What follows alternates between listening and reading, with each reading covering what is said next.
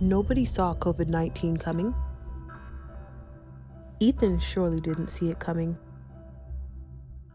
He was on his way to visit his ailing grandfather in Singapore, China.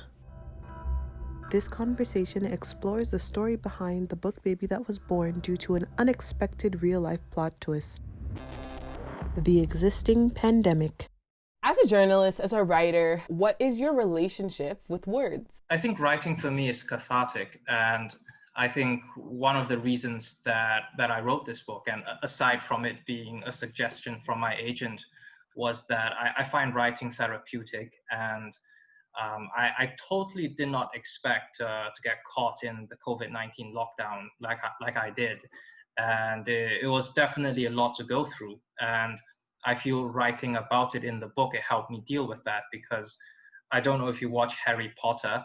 There is this device called a pensieve. So it's a thing that you take a thought out of your head and you put it into the device, and it clears your head. It helps you store memories. So I feel when I write that, I offload things from my head. You were caught in China during the pandemic. What thoughts were going through your mind? So that is where the book begins. It begins right away in China when I landed there. And the interesting thing was that when I left, there was no pandemic yet, and there were no lockdowns anywhere. But while I was in the air, so I was in the air for like 13, 14 hours, and then the city of Wuhan got locked down while I was in the air. And I think I entered the plane amid normalcy, and I just exited to the plague. And when you exit the Beijing airport, there is a lengthy barricade outside the baggage claim. So you can see people perched on the barricade. They're the friends and relatives of the travelers. They're there to receive them. A long line of people. They're all looking at you, trying to find their friends and relatives. And this time, every single one of them was in a mask. And this was in the before times, before we wear masks every day now. And I had never worn a mask in my life. And just exiting the airport, just looking at everything, that was quite startling. Were you thinking at this point in time, like, this is a story idea, like, I'm right in the middle of this, I have so much ammunition for a great story? Were you thinking at that point, or were you kind of just like, nah, I'm just trying to see my grandfather? Not so much at that point, but I think as the days went on, things really escalated. So in the book, it goes from where I arrive and to my seeing my grandfather. And I actually feel rather fortunate that I went to China when I did, despite the lockdown, because it was on the second day of seeing my grandfather that the seniors home, they just banned all the visitors, and I was actually ejected while I was there with my grandfather. And you know, when they kicked me out, I was still holding my grandfather's hand, and he has quite severe dementia, and I don't think he really understands what's going on, but I feel there's a baser part of the brain that processes all the raw emotions, and I think he could definitely feel that something wasn't right, and he was gripping my hand as I was pulling away. He was gripping it with all the strength that he could muster. Yeah, and you were saying that, I read one of your articles, you were saying that before he hadn't even responded to you in years, right? Or he didn't really know who you were. But at this point in time, it's interesting that in the midst of such a situation, something tuned into him that he actually recognized that you were someone significant in his life. How did that feel? Well, I do go through the history of my family in the book, and who my grandfather is. He's someone for whom I have tremendous respect. He was the first person in the family to go to university, and I think before him, the family, we were small-time merchants, shopkeepers, people of very little note, and I think it was he who elevated the family. Who, I guess, I am able to pursue journalism and write a book because I have a comfortable upbringing, and it was he, through going to university back in the day, who brought that about. So in a way, the book is sort of a progeny of his as well. So how's your grandfather now? I think he clearly doesn't have any idea what's going on, and the way he's confined during the pandemic, it really isn't any different from before, because he didn't really have much mobility before. So I think the book ends with an update on my grandfather, and I think he's still very much okay.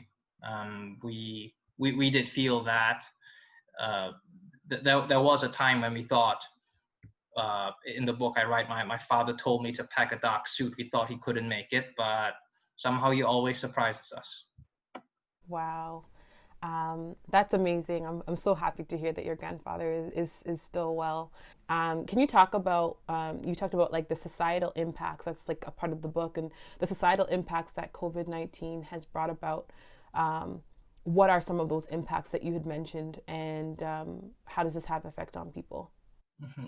I think, to me, one of the most interesting aspects is we have to look into history to look at how the past pandemics have affected us. So a part of the book deals with the plagues of the past, and they have shaped our world to a huge degree. So we all know that quarantine came from an Italian word. During the Renaissance, the Venetians, they quarantined incoming ships, and the Italian term was 40 giorni, 40 days, and that became the quarantine measures now. But the impact is also so much more. Back in the days, a medieval government, they didn't really have much role in the lives of their citizens. If the kingdoms went to war, they would conscript the men, and they collected taxes from the people, but that was it. But with the plague, when the governments had to start taking charge of people's health, they created these health agencies. They started off as temporary, but they became permanent. And with that, when the government has a bigger role in people's lives like that, when they have to ward off the plague, they have to build up their borders. They have to man their borders, and they needed more people to enforce that. So this idea of the modern state under which we live, it came directly as a result of the plague. And I think when you think about that, how much the past pandemics have shaped our world, mm, the natural conclusion would be that this one, it will also bring about change to a greater, or at least a similar degree. What type of change do you believe it will bring about? I think a great part of that, I think a common string throughout history is that in times of crisis, as I write in the book, we we we gravitate toward bigger government. And if you recall, in the Second World War, that was when Canada had universal healthcare, and in the First World War, that was when Canada introduced taxation. And so we're seeing that with the current pandemic as well. We saw CRB, all the income replacements, but all the assistance by the government. And if you recall what happened in the throne speech, I think the government really veered a lot to the left toward a more comprehensive government. And it was during the plague that people say classical liberalism was founded. So, I think one of the biggest impact that we will see, I think, for years to come, is that uh, the, the idea that we have of the government, we would expect it to do more for people. What from the trip do you really take away from? I won't get to lessons yet, but from the trip, what can you take away from it? Mhm. Well, a part of the book deals with how it's very hard to see something like this coming. And I think we are just fundamentally bad at foreseeing the future. And this virus was definitely building by the day, compounding by the day. But they say when people go bald, you only notice you're going bald when you lose 50% of your hair. The frog doesn't know that the water is hot until it starts boiling, and Louis XVI didn't know that the people were unhappy until they marched him to the guillotine. So the book details my trip from Singapore to Germany after I left China. And the day I left Singapore for Germany, that was early March. And Germany, they were still holding soccer matches with tens of thousands of fans. And in France, the president and his wife, they went to the theater. And I think amid the bustle of everyday life, no one could hear the low hum of the looming menace. A part of the life journal is that everything that you go through has something to teach you. Everything that you go through has a purpose, and it adds to the puzzle of life that come together. At some point in time, you'll realize how they play together. What are some of the life lessons that you'd had taken away from your life journey of going to Singapore amidst a pandemic and being able to kind of strengthen your relationship with your grandfather? I think the greatest lesson I would draw from all of this, not just my journey, but the pandemic in general, is that agility trumps preparation all the time. So a part of the book deals with how the countries that were successful at containing the plague, how they were able to do so. And the thing is, nobody was prepared for this. Nobody saw it coming. But there were countries who dealt with it better than the others. And countries like South Korea, like New Zealand, Canada dealt with it fairly well. But as I'm sure you know, the US dealt with it very badly. And the issue is agility. It's New Zealand started locking down. It started restricting travel before even any known cases. They acted quickly. They acted decisively, and I think that is the key, because our world is full of surprises. You can't be prepared for every outcome, but you can only hope to be nimble in the face of adversity. And I think if you look at it big picture wise, why in the book I write about why New Zealand was able to move so quickly. It's because of public trust. People trusted their governments to do the right thing, and so 9 out of 10 New Zealanders they trust their government has their best interests in mind. But in the US, 17% trusted their government, and you see the chaos and stupidity that happens over there. What would you say to someone who would kind of fear the uncertainties of life? Mm-hmm. Yeah, I think that's a sentiment I totally get. And I think while we may not control what happens to us, we can control how we react to it.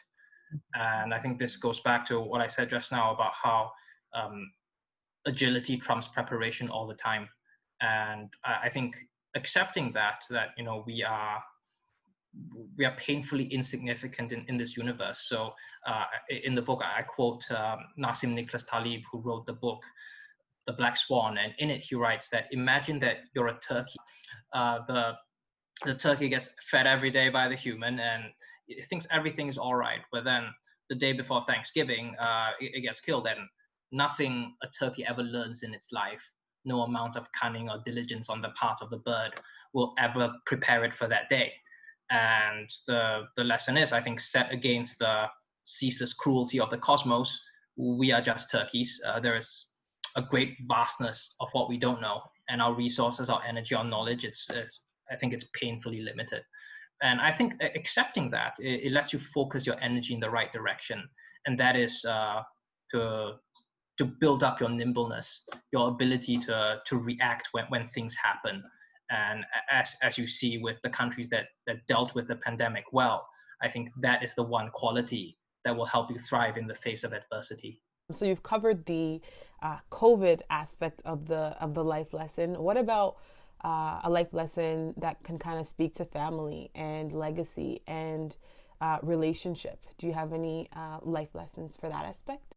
Not so much a life lesson, but I think I have a story. I would like to expand a little on what I said about my grandfather earlier. So what I did not know until this trip. So in the book, I write about have a lockdown with my uncle in Beijing, just the two of us in his apartment for a weekend. He told me a lot of things about my grandfather that I didn't know. Apparently, he's a very good singer, and so to the level of a pop star. And and so I think this runs in the family, not so much the singing part. I can't sing, but the fact that we lean toward the humanities and the arts. I think that's something that runs in the family, because my father, when he was a kid, he wanted to be an opera singer. But they did not live in an environment where that was possible. So my grandfather was born just a year before the Japanese invasion. So he saw there was World War II, and then there was the Chinese Civil War, and then there was the Cultural Revolution. So in an environment like that, which I can only imagine, they to get ahead in life, to get out, you have to study the sciences. So my grandfather became a physics teacher, and my father was in a better environment than him, but still, he had to put his dreams on pause. So he became an engineer, and I don't know how much passion he has for it, but he certainly has a lot of passion for opera. And so um, through their sacrifices, by sacrificing their dreams, I was able to grow up in a comfortable environment. And so, the fact that I was able to pursue journalism, I was able to write this book, it's because my father and my grandfather, they put aside their dreams so that I can have mine. I know you're working on a new project, a new book about Bitcoin. Tell us about that, because last time I heard about Bitcoin, it was like, that's what I heard about it. So tell us quickly about your next project and what you have in store for the future. Mm-hmm. So that was actually my first book. So I wrote that before this book, but because this book is coming out this year, because it's clearly more newsy, so the Bitcoin book is pushed to next year. So it will be the second that's released. So next fall is being released, and this is it's both a personal journey of my adventures through the Bitcoin world, because I was an early investor, and it's also a piece of investigative journalism. So it will uncover some, as I say in the book, scandal and turmoil in the realm. So there is a guy who got arrested by the U.S. for going to North Korea and allegedly teaching blockchain technology to the North Koreans, and I was there with him in North Korea. So that's one of the things to be explored in the book. And another is a man who is currently facing charges from the Alberta Securities Commission. And I have a investigative piece with CBC Calgary coming up about this maybe in the next month. That's fantastic. Fantastic. Where can people find you if they're interested in hearing more about your stories? Mm-hmm. It's ethanlou.com. So Lou spelled Lou, and that links to everything. Fantastic. Is there anything else you want to share with anyone who watches? Any last thoughts? I think you've been very comprehensive, and you've dug very deep into my brain. Great. That was the goal. So I'm happy that we got to do that. But thank you so much for being a part of the Life Journal and for sharing a piece of your story. We're so excited to see how your story continues to evolve and how these life journeys continue to turn into life lessons. So appreciate you, Ethan, and look forward to seeing the rest of your journey unfold. It's an absolute pleasure.